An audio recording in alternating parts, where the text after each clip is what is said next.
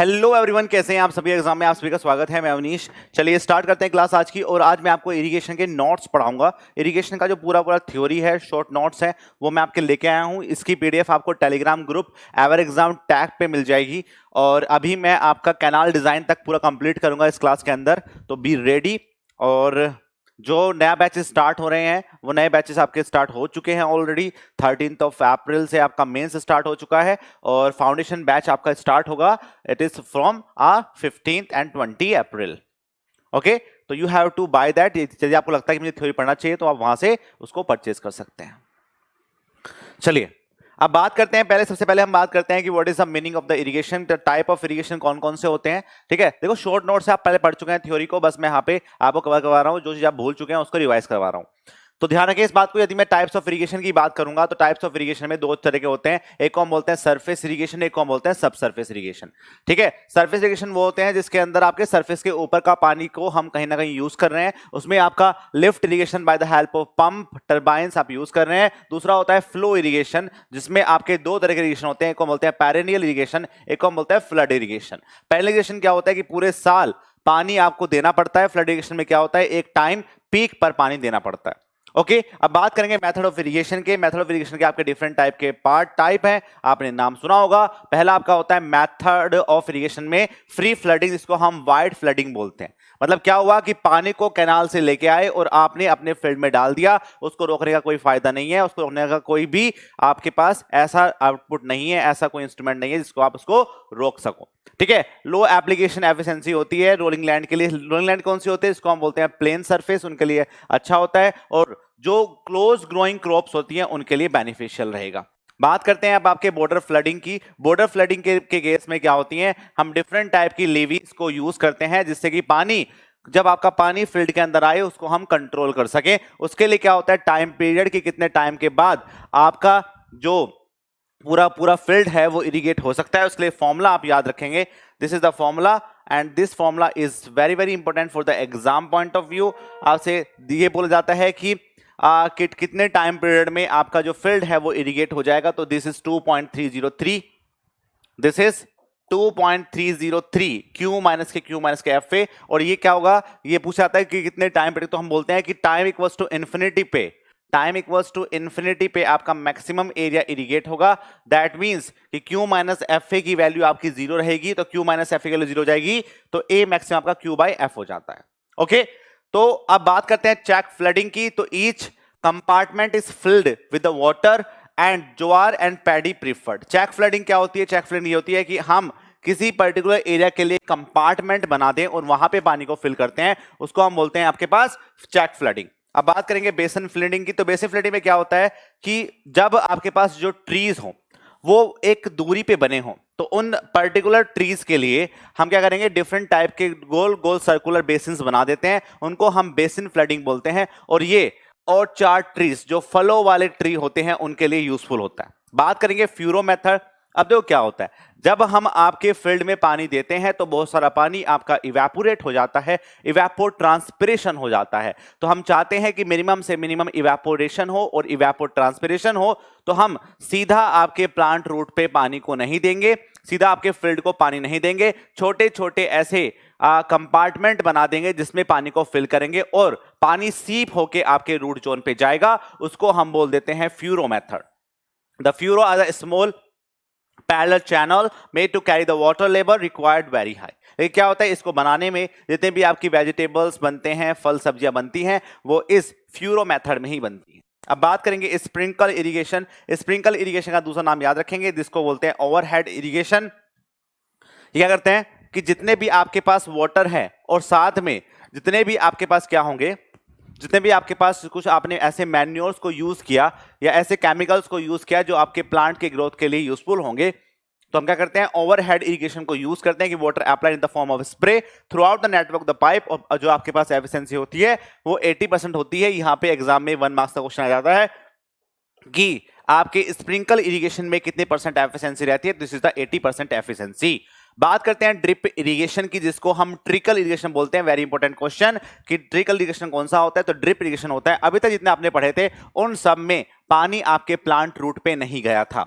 ठीक है, तो इवेपोरेशन के लॉसेस काफी ज्यादा बढ़ गए थे। लेकिन ध्यान रखेंगे इस इरिगेशन में, ड्रिप इरिगेशन में, ट्रिकल इरिगेशन में ये पार्ट होता है, ये फायदा होता है कि प्लांट के रूट जोन पे सीधा आप पानी को लेके जा सकते हैं। तो वाटर इज फर्टर, जो वाटर होते हैं या फिर फर्टिलाइजर होते हैं, उनको आप by the help of plastic pipe और उसके अंदर एक प्रेशर को, एक एमीटर होते हैं, उन एमीटर्स की हेल्प से प्रेशर लगा के पानी के रूट जोन पे आपके पानी को पहुंचाया जाता है। तो this is directly apply to the root zone of a plant to minimise the loss of sprinkle and drip irrigation. दोनों में क्या होता है, प्रेशर यूज होता है, और इसमें जो एफिशिएंसी आती है वो 90% से ज्यादा एफिशिएंसी आती है। तो एफिशिएंसी इज मोर देन 90%, ये बात आप ध्यान रखेंगे। चलते हैं नेक्स्ट पे। अब देखो बात करेंगे यहां पे सोइल मॉइस्चर प्लांट रिलेशनशिप की। सोइल मॉइस्चर प्लांट रिलेशनशिप क्या है, यहां से आपको थोड़ा सा हल्का दिखाई देगा, लेकिन आप मेरी बात सुनेंगे तो आपको ज्यादा मजा आएगा, ठीक है, जिंदगी गुलजार रहेगी आपकी। चलो अब बात करेंगे सोइल मॉइस्चर प्लांट रिलेशनशिप की। तो टू टाइप के सोइल पोर्स होते हैं, एक को हम कैपिलरी पोर्स और स्मॉल पोर्स होते हैं जिनमें कैपिलरी टेंशन हो सकता है, दूसरे वो होते हैं जिनमें कैपिलरी टेंशन नहीं हो सकता। अब क्या होता है, सोइल के वाटर को हम तीन तरह से डिवाइड करते हैं। एक आपका होता है ग्रेविटेशनल वाटर, दूसरा आपका होता है कैपिलरी वाटर, और तीसरा आपका होता है हाइग्रोस्कोपिक वाटर। तो जो मेरे पास बात करूंगा कि इनमें से कौन सा पानी, इसमें यहां से आपके एग्जाम में बहुत सारे छोटे छोटे क्वेश्चंस बन सकते हैं for the exam point of view. तो पहला आपसे पूछा जाता है कि ग्रेविटेशनल वाटर वो पानी होता है जो ड्रेन आउट हो जाता है फ्रीली अंडर ग्रेविटी, ग्रेविटी की वजह से सीधा आपके प्लांट रूट पे नहीं जाएगा और बह के अलग हो जाता है, और वाटर कंटेंट की अपर लिमिट होती है आपके ग्रेविटेशनल वाटर। दूसरा होता है कैपिलरी वाटर, ये कैपिलरी टेंशन की वजह से होता है और ये held by the surface tension against the gravity. जो ग्रेविटी से पानी आपका बह के आया उसके पानी को भी वो रोक के रख लेता है, कुछ पानी कि ग्रेविटी से पानी बहने के बाद भी कुछ पानी आपके प्लांट रूट के लिए बचा रहता है, वो कैपिलरी पानी होता है। और the principal source of the plant water, plant का जो ग्रोथ होता है वो कैपिलरी पानी होता है। मतलब क्या होता है, फ्री की चीजें किसी को नहीं चाहिए, प्लांट भी फ्री का पानी नहीं मांगता कि ग्रेविटी पानी को वो यूज ही नहीं करता, वो उस पानी को यूज करता है जो कैपिलरी टेंशन से बना और उसको प्लांट रूट खींच के लाता है, ठीक है। दूसरा होता है आपके हाइग्रोस्कोपिक वाटर, ये पानी भी आपके प्लांट के लिए नहीं अवेलेबल रहता है, ये एडजॉर्ब होता है by the particle of dry soil due to the addition between the permanent wilting point only a hygroscopic water, ठीक है। तो क्या होते हैं, जो सैंड पार्टिकल्स होते हैं उनके चारों तरफ से आपके पानी की लेयर बन जाती है और ये पानी आपके सरफेस टेंशन से ऊपर नहीं खींच पाता, तो प्लांट के लिए ये भी यूजफुल नहीं रहेगा। अब बात आती है सोइल मॉइस्चर टेंशन की और सोइल मॉइस्चर स्ट्रेस की। इन दोनों टर्म्स को आप बड़े ध्यान से समझेंगे। सोइल मॉइस्चर टेंशन क्या होता है, तो सोइल मॉइस्चर टेंशन का मतलब यह होता है the force per unit area that must be extracted to extract the water from the soil. Soil से पानी को निकालने के लिए आपने कितना फोर्स लगाया एंड दैट पर यूनिट एरिया, उसको हम सोइल मॉइस्चर टेंशन बोल देते हैं। अब बात करते हैं सोइल मॉइस्चर स्ट्रेस की। तो सोइल मॉइस्चर स्ट्रेस क्या होती है, the sum of soil moisture content tension और osmotic pressure of the solution. मतलब क्या है कि जो सोइल मॉइस्चर टेंशन है उसको भी आप ऐड करिए और जो जितना वो ऑस्मोटिक प्रेशर से पानी को खींच रहा है उसको भी आप ऐड करिए। इन दोनों टर्म को मिला के हम सोइल मॉइस्चर स्ट्रेस बोलते हैं। यहां से एग्जाम में ऑब्जेक्टिव क्वेश्चन बनता है, तो you have to understand that. अब क्या होता है कि पानी जो आपके प्लांट रूट को चाहिए उसके लिए भी मुझे पता होना चाहिए कि मैक्सिमम कितना पानी आपके प्लांट रूट को चाहिए और मैक्सिमम पानी कितने प्लांट रूट को चाहिए, इसके लिए हमें कुछ अपर लिमिट और लोअर लिमिट पे काम करना पड़ेगा। तो we have to discuss on this parameters कि जब भी मैं आपके पास बात करूंगा तो एक होती है सैचुरेशन कैपेसिटी, कि जो आपने पानी को यूज किया, जो आपने पानी को यूज किया उसमें सैचुरेशन कैपेसिटी क्या होती है। सैचुरेशन कैपेसिटी वो कैपेसिटी होती है जिसमें all pores of soil are filled with the water. इसमें सारे जो पोर्स रहेंगे वो आपके सॉइल जो वाटर है उससे फिल्ड रहेंगे। तो क्या होगा कि आपके प्लांट को बिल्कुल भी एनर्जी नहीं लगानी पड़ेगी पानी को खींचने के लिए। तो सॉइल मॉइस्चर टेंशन इस वाले पॉइंट पे 0 होता है। दूसरा हम बात करेंगे फील्ड कैपेसिटी की। तो फील्ड कैपेसिटी क्या होती है, this is the upper limit, जहां से आपके प्लांट को मैक्सिमम पानी चाहिए होता है उसकी ग्रोथ के लिए, वो आपकी फील्ड कैपेसिटी होती है। तो maximum water against the gravity, इसी को हम फील्ड कैपेसिटी बोलते हैं। और यहां पे सोइल मॉइस्चर टेंशन आपका 1/10 से 1/3 होता है। 1/10 किसके लिए होगा, 1/3 किसके लिए होगा, 1/10 आपकी सैंड के लिए होता है और 1/3 आपकी क्ले के लिए होता है। सोइल मॉइस्चर टेंशन क्ले में ज्यादा लगता है एज कंपेरिजन टू सैंड। अब हम बात करेंगे कि इसकी जो अपर लिमिट हो गई वो तो आपका फिल्ड कैपेसिटी हो गया, लेकिन जो परमानेंट विल्टिंग पॉइंट होती है वो आपकी लोअर लिमिट होती है। तो लोअर लिमिट की बात करूंगा तो plant fail to extract the lower limit by the capillary water. ध्यान रखें इस बात को कि मतलब क्या है कि ये वो मिनिमम से मिनिमम मॉइस्चर कंटेंट है कि यदि आपने इस वाले पॉइंट पे आपका पानी पहुंच गया रूट जोन में तो प्लांट मर जाएगा। तो हमेशा ध्यान रखेंगे, तो हम कुछ ना कुछ फैक्टर ऑफ सेफ्टी लेके चलेंगे। तो हमेशा हम जो डिजाइन करते हैं वो लोअर परमानेंट बिल्डिंग पॉइंट के लिए डिजाइन नहीं करेंगे, हम डिजाइन करेंगे एम नॉट के लिए, जिसको हम बोलते हैं अवेलेबल मॉइस्चर कंटेंट या ऑप्टिमम मॉइस्चर कंटेंट हम इसको बोलते हैं। क्या बोलते हैं? This is optimum moisture content. वैसे रिकॉर्डिंग क्लास में ज्यादा मजा है, क्यों? क्योंकि बकवास नहीं होती है फालतू की, बस सिर्फ पढ़ाई होती है।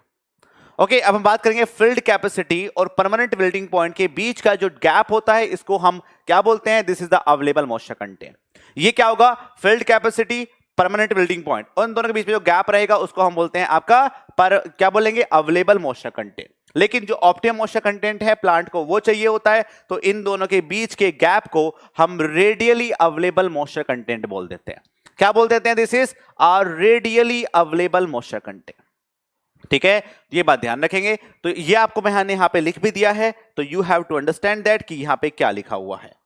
तो यहां पे ये चीजें लिखी हुई हैं कि जो आपका अवेलेबल मॉइस्चर होता है वो फिल्ड कैपेसिटी माइनस के परमानेंट बिल्डिंग पॉइंट होता है। बेसिकली जो रेडियली अवेलेबल मॉइस्चर कंटेंट होता है उसमें प्लांट मजे में रहता है कि आजा नचले नचले करता है। क्यों करता है वो? क्योंकि उसको प्लांट को पानी मिलता रहेगा। एक पॉइंट ऐसा आएगा जहां पे फिल्ड कैपेसिटी मैक्सिमम रहेगी और वो आपका एम नोट तक जाएगा और फिर उसकी बढ़ जाएगी कैपेसिटी, आप पानी दे दोगे उसको।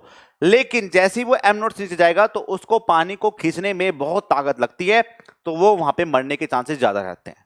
ठीक है, तो रेडियली अवेलेबल मॉइस्चर आपका 75% होता है अवेलेबल मॉइस्चर कंटेंट का। अब बात करेंगे कि टोटल वाटर स्टोरेज कैपेसिटी क्या होती है। तो देखो, आपका प्लांट रूट ऐसा होता है, उस प्लांट रूट में हर पॉइंट पे तो आपका मॉइस्चर कंटेंट होगा नहीं, कुछ यहां होगा, कुछ यहां होगा, कुछ यहां होगा। अब क्या होता है, हम यहां पे एक इक्विवेलेंट डेप्थ पे काम कर लेते हैं, इसको हम डी डैश बोल देते हैं। तो यदि मैं आपके इक्विवेलेंट डेप्थ पे काम कर लेता हूं तो उसके लिए आप फॉर्मूला निकालते हैं gamma D by gamma W, और ये जो कैपिटल डी है इसको हम रूट जोन डेप्थ बोलते हैं। This is the root zone depth. मुझे पता है आपको दिख नहीं रहा होगा इस क्वेश्चन में, पर कोई नहीं, आपको पीडीएफ अभी मिल जाएगी तो उससे आपको अच्छे से समझ आ जाएगा। एफ सी माइनस के फाइव। अब बात करते हैं फील्ड कैपेसिटी की। तो फील्ड कैपेसिटी का फॉर्मूला ये होता है कि आपके जो वॉल्यूम ऑफ वॉइड्स हैं उसमें कितना पानी है, उसका गामा डब्ल्यू इंटू वी। दूसरा तो बेसिकली क्या है, ये बेसिकली आपका वेट है, और नीचे जो ड्राई वेट है आपके सोइल का, टोटल सोइल मास का, वो कितना है, उनके रेशियो को हम फील्ड कैपेसिटी बोलते हैं। तो ये gamma W by gamma D into N होता है। एन क्या होता है? यहाँ पे पोरोसिटी होती है। कई बार आपके एग्जाम में सीधा क्वेश्चन पूछ लेते हैं कि फील्ड कैपेसिटी निकालो, आपको unit weight of water, unit weight of soil, dry soil और पोरोसिटी दी होती है। तो आप डायरेक्टली फॉर्मूला लगाएंगे कि जो फील्ड कैपेसिटी होती है वो gamma W by gamma D into porosity होती है। डन, चलते हैं नेक्स्ट पे। अब हम बात करते हैं कि जो आप देखो, जो पानी आप पीते हो वो आपके लिए अच्छा है, तो जरूरी नहीं वो पानी आपके प्लांट के लिए अच्छा होगा। तो प्लांट के लिए जो पानी को आप प्रोवाइड करेंगे उसमें डिफरेंट टाइप की इंप्योरिटीज को देखा जाता है। बात करते हैं सेडिमेंट कंसंट्रेशन। सेडिमेंट कंसंट्रेशन की बात करेंगे तो fine sediment deposit on sand soil. यदि आपके पास सेडिमेंट सैंडी सॉइल से आया है तो वो आपकी सॉइल की फर्टिलिटी को बढ़ा देगा। यदि आपका किसी भी इरोडेड एरिया से आया है सेडिमेंट तो वो आपकी फर्टिलिटी को डिक्रीज कर देगा। ओके, दूसरी बात करेंगे total concentration of soluble salt. आप बेसिकली आपके पानी में कैल्शियम, मैग्नीशियम, सोडियम और पोटेशियम के क्या होते हैं, डिफरेंट टाइप के सॉल्ट बनते हैं। अब इनकी कॉन्सेंट्रेशन को चेक किया जाता है और बेसिकली हम डिसॉल्व्ड आयन पे काम करते हैं। उसके लिए हम इलेक्ट्रिकल कंडक्टिविटी को यूज करते हैं जिसकी यूनिट माइक्रोमोह पर सेंटीमीटर होती है।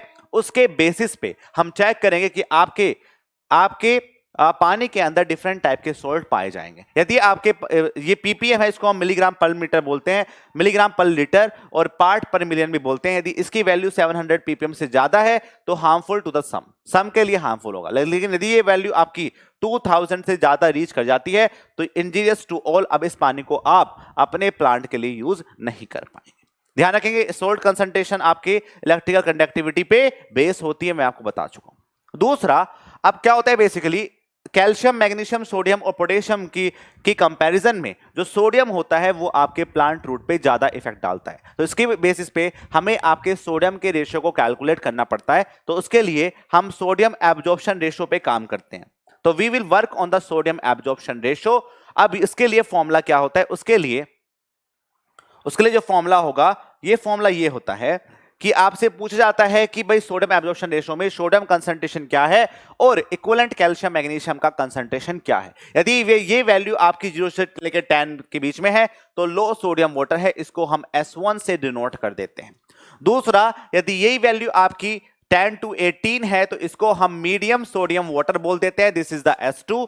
एंड यदि ये वैल्यू आपकी 18 to 26 के बीच में लाई कर रही है, इसको हम हाई सोडियम वाटर S3 बोल देते हैं। लेकिन यदि ये वैल्यू आपकी 26 से ज्यादा हो जाती है तो it is injurious to all plant, very high sodium absorption ratio, तो we are not use for the plant growth. ये बात आप ध्यान रखेंगे।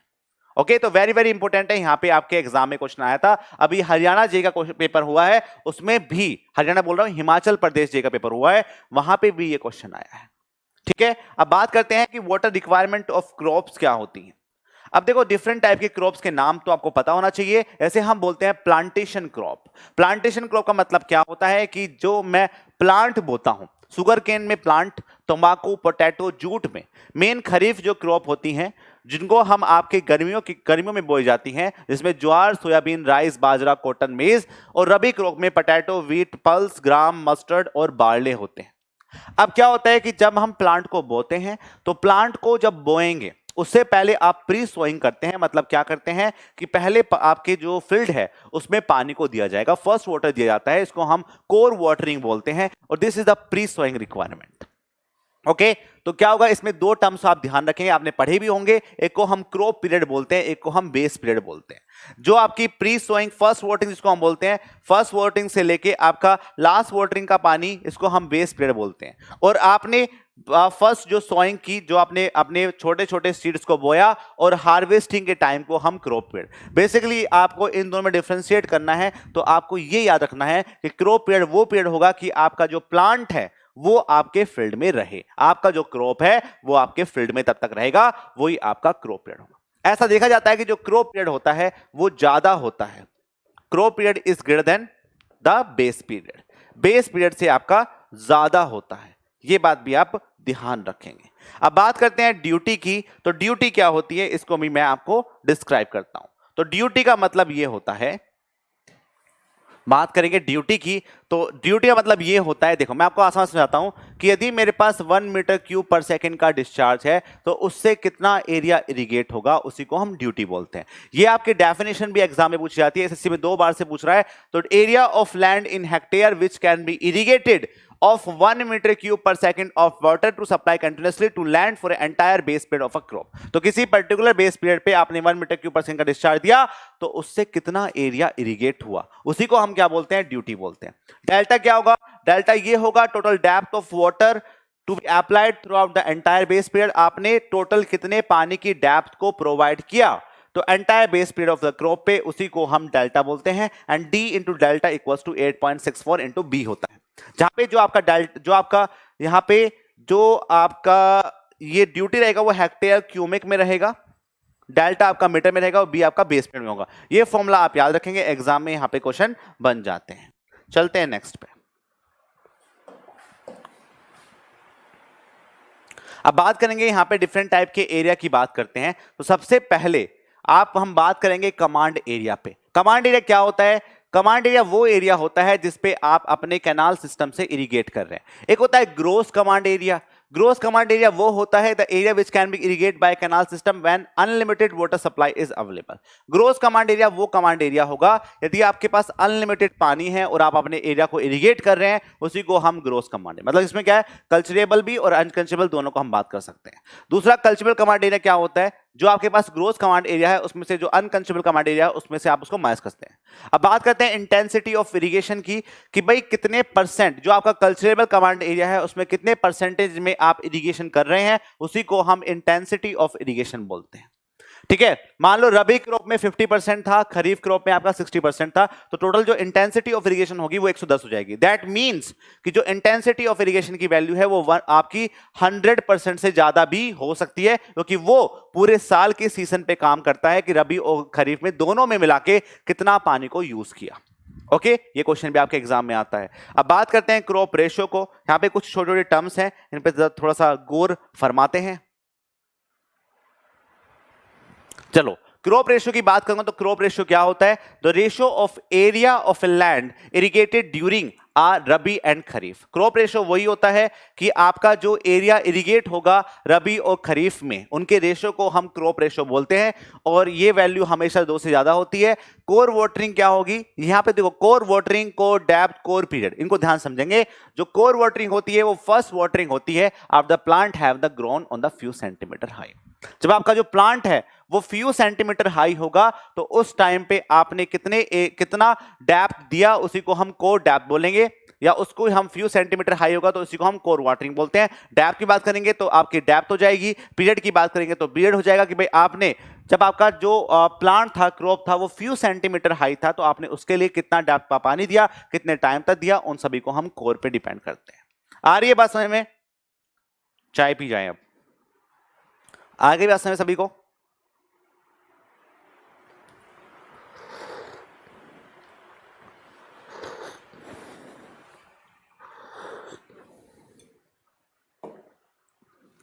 चलिए, अब हम बात करेंगे कैपेसिटी फैक्टर की। यहां पे 2 फैक्टर आपके लिए इंपॉर्टेंट है, एक को हम बोलते हैं कैपेसिटी फैक्टर, एक को हम बोलते हैं टाइम फैक्टर। कैपेसिटी फैक्टर वो होता है कि आपने कैनाल से कितने पानी को निकाला और कितना रिक्वायरमेंट था। तो design by requirement is a capacity factor. जब ये बात आपकी टाइम में की जाती है तो वो आपका टाइम फैक्टर हो जाता है। जब भी आप डिजाइन करते हैं तो कैपेसिटी फैक्टर और टाइम फैक्टर पे डिपेंड करता है। ड्यूटी ऑन कैपेसिटी, जब भी आप ड्यूटी ऑन कैपेसिटी का एक टर्म आता है उनको ध्यान रखेंगे कि area estimate to be irrigated during the base period, the design full supply discharge at the head of the canal. Head of the canal पे कितना मैक्सिमम पानी को डिस्चार्ज को दिया और कितनी रिक्वायरमेंट थी आपके बेस पीरियड पे, उनके रेशियो को हम ड्यूटी ऑन कैपेसिटी बोलते हैं। It is very very important for the exam point of view. बात समझ सभी को? अब हम डिफरेंट टाइप की इरिगेशन एफिशिएंसीज पे काम करते हैं। तो आपने नाम सुना होगा, यहां से एक क्वेश्चन आपके एग्जाम में बन जाता है। पहला आपसे पूछाएगा कि इरिगेशन एफिशिएंसीज कौन कौन सी होती हैं। तो यदि मैं बात करूं, पहले इरिगेशन एफिशिएंसी की बात करता हूं तो वाटर कन्वेंस एफिशिएंसी आपकी होती है। तो ध्यान से सुनेंगे, ध्यान से देखो, पूरी कहानी है। पहले आपका जो पानी था वो कैनाल से आया और आपके फील्ड में गया। तो जो कन्वेंस एफिशिएंसी होती है वो यही होती है कि सबसे पहले पानी कैनाल से कितना आया और कितने फील्ड में गया, उसके रेशियो को हम कन्वेंस एफिशिएंसी बोल देते हैं। दूसरा होता है एप्लीकेशन एफिशिएंसी। अब आपका पानी आपके फील्ड में आ गया है, अब उस फील्ड से पानी आपके रूट जोन पे कितना गया, उसी को हम एप्लीकेशन एफिशिएंसी बोलते हैं। तो ये water stored in root zone, जो आपके रूट रहेंगी पानी की, जो आपके प्लांट की जड़ें रहेंगी, उसमें कितना पानी गया और आपने कितना फील्ड में दिया, उसको हम वाटर एप्लीकेशन एफिशिएंसी बोलते हैं। और वाटर जो आपके फील्ड में गया उसमें आपका water stored in root zone में, साथ में आपको 2 तरह के लॉसेस पे काम करना पड़ता है। तो दूसरा होता है रन ऑफ लॉसेस और दूसरा आपके होते हैं डीप पर्कुलेशन लॉसेस। तो जब भी आपका फील्ड में पानी गया और रूट जोन में गया तो रूट जोन में सारा पानी तो जाएगा नहीं, कुछ पानी आपका क्या होगा, रन ऑफ हो जाएगा, कुछ पानी आपका डीप पर्कुलेट हो जाएगा जो आपके प्लांट रूट पे नहीं जा पाएगा। तो इसी को हम वाटर एप्लीकेशन एफिशिएंसी बोलते हैं। एग्जाम में पहला तो इसकी डेफिनेशन आपको याद होनी चाहिए कि डेफिनेशन क्या है। दूसरा, वाटर एप्लीकेशन एफिशिएंसी के अंदर कौन कौन से लॉसेस को टेकन इनटू अकाउंट किया जाता है, तो वो आपका होता है रन ऑफ लॉसेस और डीप पर्कुलेशन लॉसेस को टेकन इनटू अकाउंट किया जाता है। अब बात करेंगे यूज एफिशिएंसी की। तो यदि मैं आपकी यूज एफिशिएंसी पे काम करता हूं तो आपकी जो यूज एफिशिएंसी है वो आपकी ये होती है। यूज एफिशिएंसी की मैं बात करूंगा कि water use beneficially to water deliver to field. Beneficial मतलब क्या होता है? बेनिफिशियल मतलब ये होता है कि यदि आपके प्लांट रूट पे सोल्ट वोल्ट है, सोल्ट कंसंट्रेशन बचा हुआ है, तो उसी की रिक्वायरमेंट को भी फुलफिल करना। दैट मीन्स आपकी लीचिंग रिक्वायरमेंट को भी फुलफिल करने के लिए भी आपको काम करना पड़ेगा। तो क्या होती है? वो आपकी होती है, this is the leaching requirement, and WU by WF into 100 is equals to the water efficiency, use efficiency. अब स्टोरेज एफिशिएंसी क्या होती है? स्टोरेज एफिशिएंसी में आपकी फील्ड कैपेसिटी में से आप अवेलेबल मॉइस्चर कंटेंट को माइनस करके आप निकालते हैं कि भाई कितना अवेलेबल पानी था। ठीक है, डिस्ट्रीब्यूशन एफिशिएंसी क्या होती है? अब जब आपने अपने फील्ड में पानी दिया तो अलग अलग डेप्थ का पानी अलग अलग पोर्शन पे रहेगा। अब उसको यूनिफॉर्मली डिस्ट्रीब्यूट करने के लिए हम डिस्ट्रीब्यूशन एफिशिएंसी पे काम करते हैं। ये आपका होता है 1 माइनस के वाई बाई डी, जिसमें जो y होता है वो आपका एब्सोल्यूट डेविएशन होता है आपके वाटर स्टोर्ड की जो रूट जोन की डेप्थ है उससे, divide by depth of water in the root zone. क्या है? उनके रेशियो को हम आपकी वाटर डिस्ट्रीब्यूशन एफिशिएंसी पे काम कर लेते हैं। आ रही बात समझ सभी को? चलते हैं नेक्स्ट पे।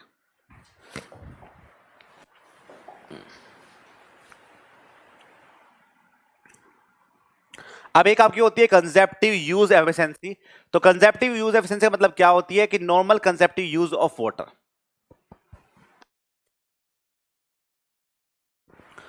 तो कंसेप्टिव यूज एफिशिएंसी आपकी ये होती है कि जो आपकी इवेपोर ट्रांसपिरेशन की नीड है उसको फुलफिल करने के लिए नॉर्मल कितना कंसेप्टिव यूज है and net amount of water आपका डिप्लीट कितना हुआ, उनके रेशियो को हम बोलते हैं आपका। तो ये क्या करता है? ये आपके losses of water by deep percolation and excessive evaporation are following on irrigation.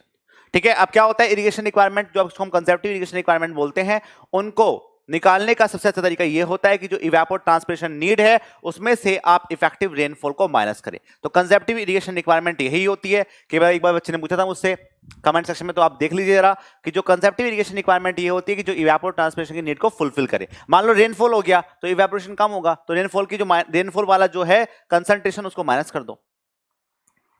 ठीक है, अब बात करेंगे नेट इरिगेशन रिक्वायरमेंट क्या होती है। नेट इरिगेशन रिक्वायरमेंट वो रिक्वायरमेंट होती है जिसमें आपका जो कंसेप्टिव इरिगेशन रिक्वायरमेंट थी उसमें आपने leaching requirement, pre sowing requirement और नेट वाटर रिक्वायरमेंट को ऐड किया हो। तो इन सबको आपको ऐड करना पड़ेगा, इसको हम नेट इरिगेशन रिक्वायरमेंट बोलते हैं। एक होती है आपकी फील्ड इरिगेशन रिक्वायरमेंट। तो फील्ड की जब बात की जाएगी तो फील्ड की इरिगेशन रिक्वायरमेंट तब निकलेगी जब आपका प्लांट रूट जोन की बात की जाए। तो रूट जोन के लिए कौन सी एफिशिएंसी यूज की थी हमने? तो एप्लीकेशन एफिशिएंसी पे काम किया था। तो नेट इरिगेशन रिक्वायरमेंट जो आपकी आई उसमें आपने डिवाइड दे दिया एप्लीकेशन एफिशिएंसी को, उसी को मैं फील्ड इरिगेशन रिक्वायरमेंट बोल देता हूं।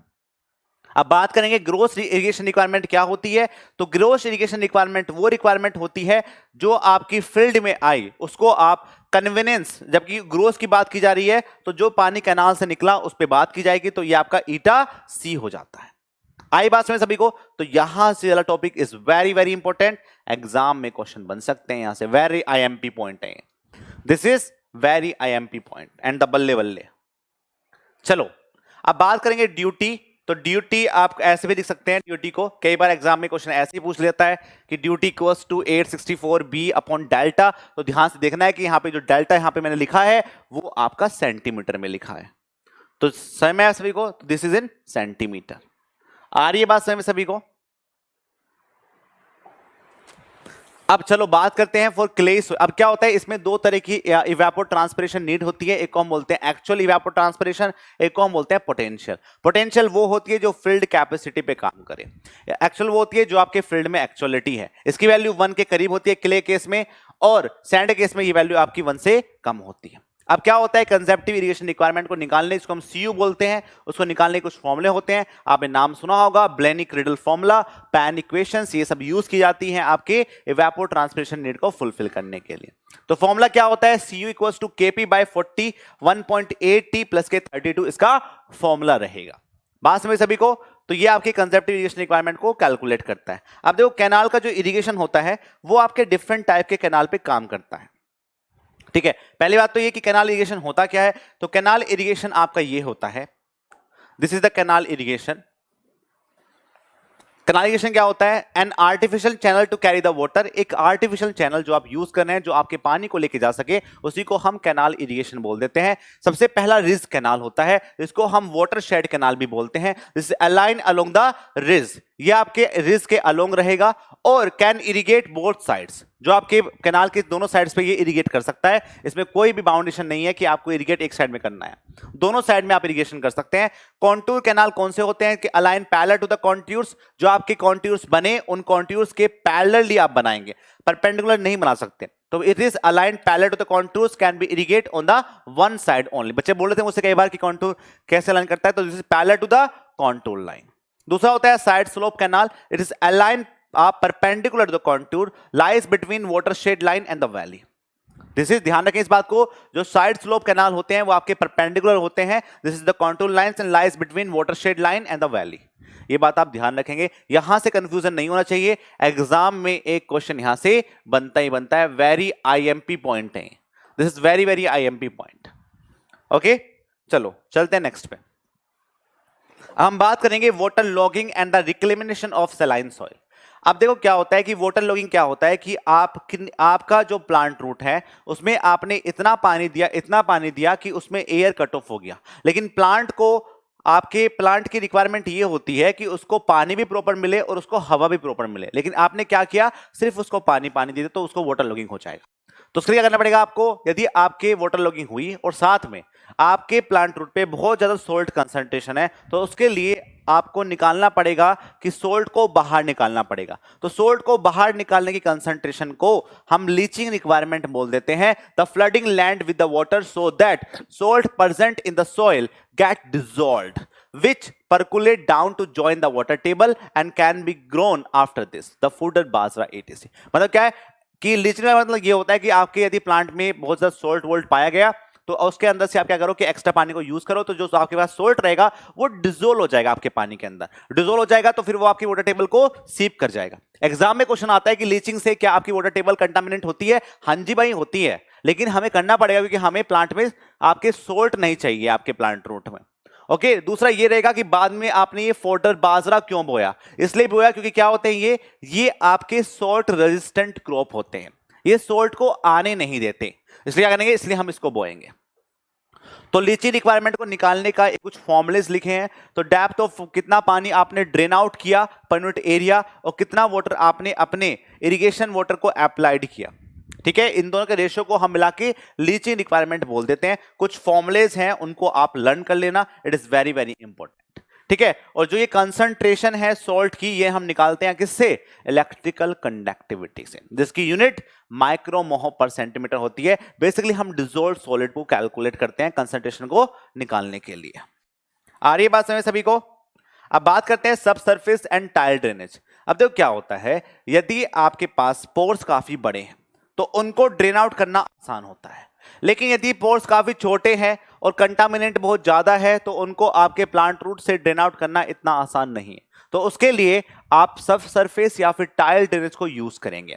तो requirement for soil with a poor internal drainage and high water table, tile drains, pipe drains made up of a porous and earthenware. Remove the free gravity water that is not directly available to the plant and increase the air circulation. Main काम इनका यही होता है कि आपके gravity पानी को बाहर निकालना, सर्कुलेशन को बढ़ाना, और जो आपके छोटे पोर्स में आपके कंटेनमेंट फंस चुके हैं उनको बाहर निकाल देना. अब क्या होता है, स्पेसिंग ऑफ जो टाइल ड्रेन्स होते हैं, सब सरफेस में टाइल ड्रेन्स बनाए जाते हैं जिससे कि क्या हो कि पानी को बाहर ड्रेन आउट किया जाए. उसके लिए क्या करेंगे, उसके लिए कुछ स्पेसिंग ऑफ टाइल ड्रेन्स निकाली जाती है. फॉर्मूला ये होता है 4k/q b स्क्वायर माइनस के a स्क्वायर एंड ऐसे डायमेंशनल टू k. ये बात आप ध्यान रखेंगे. यहां पे स्पेसिंग ऑफ टाइल ड्रेन्स ये होती है, यहां से यहां तक की हाइट a है और यहां से जहां पे आपका पानी है उसकी हाइट आपकी b है and d is a depth of tile drains. ये बात आप ध्यान रखेंगे. चलो, अब क्या होता है, यहां पे एक टर्म आप ध्यान रखेंगे, एग्जाम में आजकल बहुत पूछी जा रही है, तो you have to understand that कि ड्रेनेज कोएफिशिएंट क्या होता है. ड्रेनेज कोएफिशिएंट का मतलब यह होता है कि rate at which water is removed by a drain in A 24 hours. मतलब क्या होता है कि वो रेट जिससे आपका पानी is pass from the drain and the tile drain से जितना पानी पास हुआ 24 आवर्स में इन सेंटीमीटर, कि टाइल ड्रेन से कितना पानी पास करेगा सेंटीमीटर में 24 आवर्स में, उसी को हम ड्रेनेज कोएफिशिएंट बोलते हैं. और ये आपका क्यू निकालने के काम आता है. ध्यान रखें इस बात को, जो साइज ऑफ टाइल ड्रेन्स होते हैं उनको हम मैनिंग इक्वेशन से फुलफिल करते हैं, मैनिंग इक्वेशन से डिजाइन करते हैं एंड डीसी ड्रेनेज एरियाज पे आपका ये डिपेंड करता है. ठीक है, तो यहां पे आपके टाइल ड्रेनेज की पूरी कहानी मैंने आपको समझा दी है. अब हम बात करेंगे आपके कैनाल डिजाइन पे. कौन कौन एक्साइटेड है कैनाल डिजाइन पढ़ने के लिए?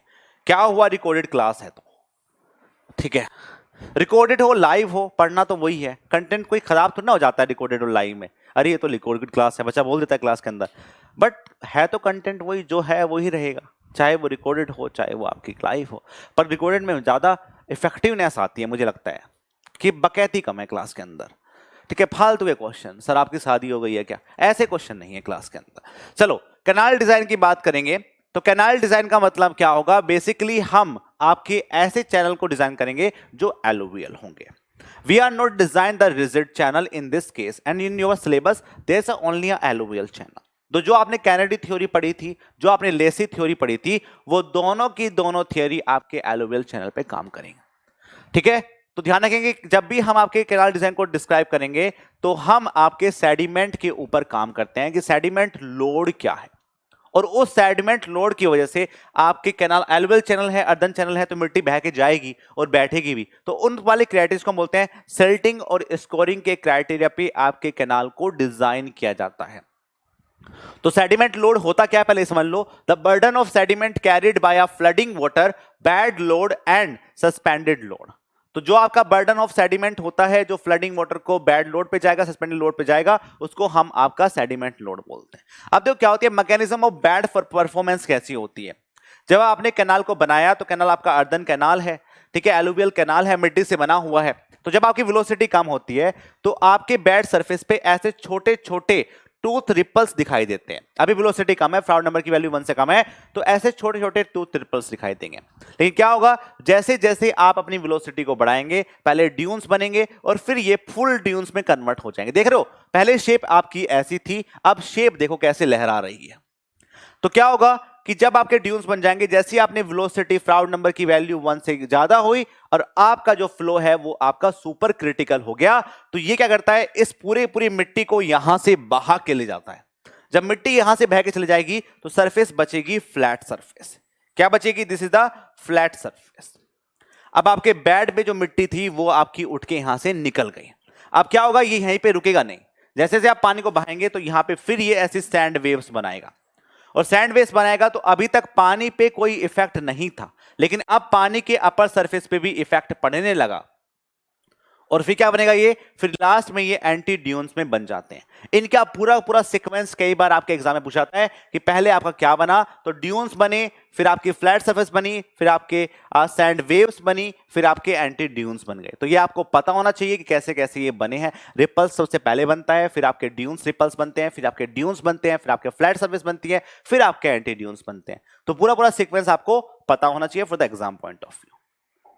अब बात करते हैं actual distribution of the tractive force in the trapezoidal channel. अब क्या होता है, हम इनको डिजाइन करते हैं, जब हम मैनिंग इक्वेशंस को यूज करेंगे तो अब क्या होगा, मैनिंग इक्वेशन तो रिजिड चैनल के लिए यूज होती है। अब हमने क्या माना कि जब मैं आपके कैनाल को डिजाइन करूंगा तो मैं ट्रेपेजॉइडल चैनल मान लेता हूं, तो उन पे क्या होता है, उन पे जो इफेक्टिव स्ट्रेस लगती है, उन इफेक्टिव स्ट्रेस का वेरिएशन आपके बेड पे ऐसा होता है, जैसा यूनिफॉर्म डिस्ट्रीब्यूशन, एंड आपके जो ये साइड स्लोप है इस पे डिस्ट्रीब्यूशन आपका ऐसा होता है। साइड स्लोप पे आपका डिस्ट्रीब्यूशन ऐसा होगा, और वैल्यू यहां पे आपकी gamma W by 0.7 gamma W by R S होती है, और आपके बेड पे gamma W by R S होती है। कई बार आपसे इन दोनों का रेशो पूछ जाएगा, रेशो, तो यदि मैं D bed by D slope पूछूंगा तो कितना होगा, दिस इक्वल्स टू 4/3 हो जाएगा। You have to understand that. ठीक है, अब देखो क्या होता है, अब बात करते हैं हम थ्राइसोल्ड मोशन की बात करेंगे। अब ये थ्राइसोल्ड मोशन ऑफ सेडिमेंट क्या होता है फॉर नॉन स्कोरिंग चैनल्स के लिए। इसको मतलब क्या होता है, मिट्टी को बहा के ले जाना। सिल्टिंग क्या होता है, मिट्टी का बैठ जाना। अब देखो क्या होगा, when the shear force exerted on a bad particles will just exceed the force of opposing their movement। incipient motion condition होती है। कई बार एग्जाम में पूछाता है आपसे कि incipient motion condition क्या होती है। अब मान लो कि मेरे पास क्या है, ये बेड पे जो मटेरियल है ये रखा हुआ है। अब मैंने पानी को बहाया, लेकिन ये मटेरियल बह के नहीं गया, लेकिन मैंने एक ऐसा स्ट्रेस फोर्स लगाया कि ये मटेरियल आपका बह के आगे निकल गया। तो जैसे ही ये मटेरियल आगे बह के निकल जाता है, उसी को हम incipient मोशन कंडीशन बोल देते हैं। तो we will work on the incipient motion condition. ठीक है, अब क्या होता है, जब भी मैं नॉन स्कोरिंग स्टेबल चैनल को डिजाइन करता हूं तो we are design by the Shield entertainment theory. ये एंटरटेनमेंट मतलब वो वाला एंटरटेनमेंट नहीं है जो आप बॉलीवुड में करते हैं, ये वो वाला है जो आप इरिगेशन में करते हैं। तो design of non scouring stable channels have a protected side slope in alluvial shield entertainment theory पे काम करता है। इसमें देखा जाता है कि मैं कितने साइज का पार्टिकल आपके बेड और स्लोप पे रखूं जिसमें क्या हो, नो स्कोरिंग हो। मतलब क्या है, पार्टिकल बह के ना जाए पानी के साथ साथ। तो क्या करेंगे, उसके लिए आपका ये फॉर्मूलाज आप ध्यान रखेंगे। इसमें डायामीटर की वैल्यू आपकी 6 mm से बड़ी होती है और ये डायामीटर आपका 10.8 इंटू आर, आर क्या आपके पास hydraulic radius and S the slope, ये रखना पड़ेगा। This is the minimum size of the bed material. Bed material का मिनिमम साइज आप इतना रखेंगे तब आपका नॉन स्कोरिंग होगी। ठीक है, अब क्या होता है, इसके लिए एक स्टिकलर फॉर्मूला भी यूज होता है। मान लो कि आपको साइज ऑफ द पार्टिकल पता है इन द mm और आपको मैनिंग कोएफिशिएंट को कैलकुलेट करना है, तो ये क्या होगा, ये आप ऐसा फॉर्मूला लगा सकते हैं कि n = 1/24 d की पावर 1/6 बात में सभी को, और जो d है वो आपका mm में है। तो applicable only to the rigid boundary channel, ये आपका सिर्फ रिजिड बाउंड्री चैनल के लिए यूज होगा क्योंकि मैनिंग कोएफिशिएंट का वहीं पे यूज करते हैं, ये बात आप ध्यान रखेंगे। अब क्या होता है, साइड स्लोप को कैलकुलेट करने का फॉर्मूला ये होता है, उसके लिए शियर स्ट्रेस आप ऐसे कैलकुलेट कर सकते हैं। ये टाउ सी क्या है, ये टाउ सी आपके बेड की शियर स्ट्रेस है और आपको टाउ सी डैश निकालना है, तो आप इस फॉर्मूले को यूज कर सकते हैं। ठीक है, अब देखो क्या होता है, design of stable channel in India, India के अंदर जो स्टेबल चैनल को हम डिजाइन करते हैं वो आपके कैनेडी और लेसी थ्योरी पे डिपेंड होती है, जिसमें देखा जाता है, हम ऐसा बोलते हैं कि जो आपके पानी के बहने की शियर स्ट्रेस है वो मटेरियल के रेजिस्टेंस की शियर स्ट्रेस से कम है। ठीक है, मान लो क्या है, ये मटेरियल की आपके मटेरियल की शियर स्ट्रेंथ है और ये बहने की स्ट्रेंथ है। अब ये पार्टिकल आगे नहीं जा रहा है, तो दैट मींस कि ये स्ट्रेंथ कम है और ये स्ट्रेंथ ज्यादा है, तो हम इसके लिए डिजाइन करते हैं। और ये आपका बेस्ड होता है आपके कैनेडी और लेसी थ्योरी पे बेस्ड होता है, दैट इज एलुवियल चैनल पे बेस्ड होता है। अब यहीं पे एक नाम आता है, बड़ा इंपॉर्टेंट नाम है, उसको बोलते हैं रिजीम चैनल। रिजीम चैनल कौन से होते हैं, रिजीम चैनल का देखा गया कि बहुत सोचा गया इसके बारे में और बोला गया रिजीम चैनल वो चैनल होते हैं जिनके अंदर no scouring no silting conditions हो। ठीक है, तो silt entered remains in the suspension, मतलब क्या है, जो सिल्ट पार्टिकल्स आपके पास आपके सस्पेंशन में है वो सस्पेंशन में ही रहे और जो आपका बेड पे है वो बेड पे है। तो no silting no scouring condition को हम रिजीम बोल देते हैं। अब देखो रिजीम कंडीशन क्या होता है, रिजीम कंडीशन के अंदर कुछ टर्म्स को कांस्टेंट रखा गया। रिजीम चैनल के अंदर क्या किया गया, कुछ टर्म्स को कांस्टेंट रखा गया। The channel should be flow uniformly, आपका जो फ्लो होना चाहिए वो यूनिफॉर्म होना चाहिए, कांस्टेंट होना चाहिए। और silt grade and silt charges should be constant, जो सिल्ट ग्रेड रहेगा और जो सिल्ट चार्ज रहेगा वो भी कांस्टेंट होना चाहिए, और जो क्यों है वो मैं आपको कांस्टेंट बता चुका हूं। कैनेडी थ्योरी में क्या था कि जो आपके पास सिल्ट पार्टिकल्स जो आपके बने वो क्या हुई, उसने बोला कि बेड पे जो एडीज जनरेट होती हैं उन एडीज जनरेट की वजह से आपके पास क्या होगा, जो सिल्ट सपोर्टिंग पावर है आपके पानी के अंदर वो बन जाती है।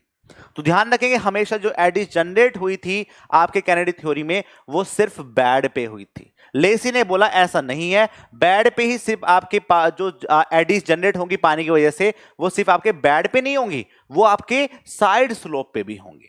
तो दोनों में ये टर्म्स था। अब यहां पे क्या होता है, यहां पे हमने एक क्रिटिकल वेलोसिटी का फॉर्मूला निकाला। वो क्रिटिकल वेलोसिटी वो वेलोसिटी है जिस पे नो सिल्टिंग नो स्कोरिंग हो। तो इसका फॉर्मूला होता है 0.55 my की पावर 0.64। इसमें जो m होता है वो क्रिटिकल वेलोसिटी रेशियो होता है। इसकी वैल्यू 1 से लेके 1.2 फॉर सैंड और 1 से लेके 7 की वैल्यू आपकी फॉर द फाइन सॉइल होती है। ये बात आप ध्यान रखेंगे। इसके लिए क्या होता है, इसके लिए हम कटर इक्वेशन को यूज करते हैं और इसके लिए हम आपका गैरेट डायग्राम भी यूज कर सकते हैं। अब क्या होता है, इतने बड़े बड़े फॉर्मूले लगाने पड़ते हैं, तो इसके अंदर क्या होते हैं, इसको हम बोलते हैं cutter equation. This is the cutter equation. अब ये क्या होता है, ये आपके ट्रायल एंड एरर पे बेस्ड होती है, ट्रायल एंड एरर बेस्ड होती है। तो उससे बचने के लिए हमें क्या करना पड़ता है, उससे बचने के लिए हम ग्राफिकल सॉल्यूशन ढूंढते हैं और वो ग्राफिकल सॉल्यूशन आपके आते हैं गैरेट डायग्राम से। किससे, गैरेट डायग्राम से। आप कोई भी किसी भी एग्जाम की कोई भी कॉपी खोल के बैठ जाइए, कोई भी क्वेश्चन बैठ के जाइए, आपको यहां से क्वेश्चन मिल जाएंगे। ठीक है, जो मैं आपको पढ़ा रहा हूं, जो मैं आपको मटेरियल प्रोवाइड कर रहा हूं यहां पे, वो मिल जाएगा। इसी गारंटी अपन देता है आपको। ठीक है, कालू भैया देते हैं आपको। बात करते हैं लेसी थ्योरी की। लेसी थ्योरी में बोला कि भैया रिजीम कंडीशन वो रिजीम नहीं होती है इसमें सिर्फ सिल्टिंग स्कोरिंग ना हो। अब रिजीम भी कई टाइप की होती हैं, तो इन्होंने बेसिकली 3 टाइप की रिजीम कंडीशन पे काम किया। वो कौन कौन सी थी, वो थी आपकी true regime and the initial regime and the final regime. तो जो आपके पास लेसी थ्योरी है वो सिर्फ आपका इनिशियल और फाइनल पे काम करती है, वो आपके ट्रू रिजीम पे काम नहीं करती है। तो क्यों, उसने बोला कि आपका डिस्चार्ज कांस्टेंट रहेगा। आपका फ्लो यूनिफॉर्म रहेगा, आपका सिल्ट चार्ज और ग्रेड भी कांस्टेंट रहेगा, ग्रेड भी कांस्टेंट, और जो चार्ज है पॉजिटिव चार्ज, नेगेटिव चार्ज है तो नेगेटिव चार्ज। हाँ, तो channel is flowing throughout a material that can be scoured easily, it can be deposit. देखो, इनकोहेरेंट एलुवियल पे काम किया। इनकोहेरेंट क्या होता है कि अब एक ऐसा मटेरियल को यूज करेंगे जो इजीली स्कोर भी हो सकता है और जो इजीली आपका सिल्ट भी हो सकता है, और उसी को हम इनकोहेरेंट एलुवियम बोलते हैं। एग्जाम में पूछ जाएगा आपसे कि इनकोहेरेंट एलुवियम क्या होता है, जिसमें सिल्टिंग और स्कोरिंग आराम से हो जाए, उसी को हम इनकोहेरेंट एलुवियम बोल देते हैं। ठीक है, अब बात करेंगे इनिशियल लिजिम में। इनिशियल लिजिम क्या होगी, उन्होंने बोला जो आपने ऊपर बोला वो सब सेम रहेगा, लेकिन लेकिन लेकिन लेकिन आपके जो चैनल है, आपका जो कैनाल है, उसका बेड स्लोप और उसकी डेप्थ वेरी करेगी, क्योंकि जब आपका पानी फ्लो करेगा तो स्कोरिंग तो होनी है। नो स्कोरिंग नो सिल्टिंग को हम कैसे बोल देंगे रिजिम, तो सिल्टिंग स्कोरिंग होगी, लेकिन सिर्फ बेड स्लोप और डेप्थ वेरी करेगा। फाइनल रिजिम में क्या बोलेगा कि इसमें आपका अल्टीमेट स्टेज ऑफ रिजिम होगा when the addition to the bed, आपका जो स्लोप है, डेप्थ है, विड्थ है, उन सभी को आप एडजस्ट कर सकते हैं, और इन्हीं को इसी फॉर्मेशन में एडजस्ट किया जाता है, स्लोप को पहले, डेप्थ को बाद में, विड्थ को बाद में।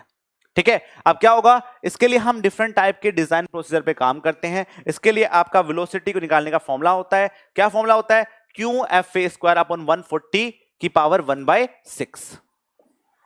दूसरा सिल्ट फैक्टर का फॉर्मूला होता है F = 1.76 √DMM, और जो आपका हाइड्रोलिक रेडियस है उसका फॉर्मूला होता है 5/2 V²/F। Q = A निकल जाएगा, P आपका होता है पैरामीटर 4.75 √Q, और बेड स्लोप निकालने का फॉर्मूला होता है F की पावर 5/3 1/3340 Q की पावर 1/6। ये बात आप ध्यान रखें। अब कैनेडी और लेसी में क्या डिफरेंस है ये आपको समझना पड़ेगा। ध्यान रखेंगे, जो कैनेडी था उसने ट्रेपेजोइडल चैनल को माना था, silt in suspension is due to eddies form by the bottom. Bed पे जो आपके जो सिल्ट बनेगा वो एडीज की वजह से बनता है कि पानी के अंदर एडीज जनरेट हो जाती हैं, वो भी सिर्फ बेड पे। ठीक है, ये बात आप ध्यान रखेंगे। इन्होंने शेप आपका सेमी इलेप्टिकल मानी थी, जो सिल्ट आपका बनता है वो एडीज आपकी जनरेट होंगे कहां से, through out the parameter, not only bed, it is all about the parameters, the bed slope and the side slope. ठीक है, इस पे काम किया जाता है, ये बात आप ध्यान रखेंगे। यहां पे आपका कैनाल डिजाइन कंप्लीट होता है। इसी के साथ आपका part first of the irrigation completed. जो आपके शॉर्ट नोट्स हैं, मैं 1 घंटे के अंदर पूरा इरिगेशन को कंप्लीट कर दिया है कैनाल डिजाइन तक। उसके बाद हम कैनाल हेडवर्क में आपको पढ़ा भी चुका हूं कई बार, उसके भी मैं आपको शॉर्ट नोट्स प्रोवाइड करूंगा। कैसी लगी आपको ये क्लास बताएंगे कमेंट सेक्शन में, प्यार बनाए रखेंगे। इसकी आपको पीडीएफ मिल जाएगी टेलीग्राम ग्रुप एग्जाम टैग पे, और जो डिफरेंट टाइप के कोर्सेज चल रहे हैं, यदि आपको लगता है कि मैं इनसे कुछ सीख सकता हूं, मैं कुछ पढ़ सकता हूं, तो आप उनको कंटिन्यू कर सकते हैं। क्लासेस आपकी चलना स्टार्ट हो गई है 15 अप्रैल से, और फाउंडेशन बैच की वैलिडिटी 1 ईयर है। उसमें आपको जितने भी आपके क्वेश्चन प्रैक्टिस बैच रहेंगे जो पूरे साल पढ़ाए जाते हैं, वो सब आपके फ्री रहेंगे। मिलते हैं फिर आपको एक नए क्लास के साथ, एक नए जोश के साथ, और मेरे साथ आपको नेक्स्ट क्लास में। तब तक के लिए बाय बाय, जय हिंद, जय भारत।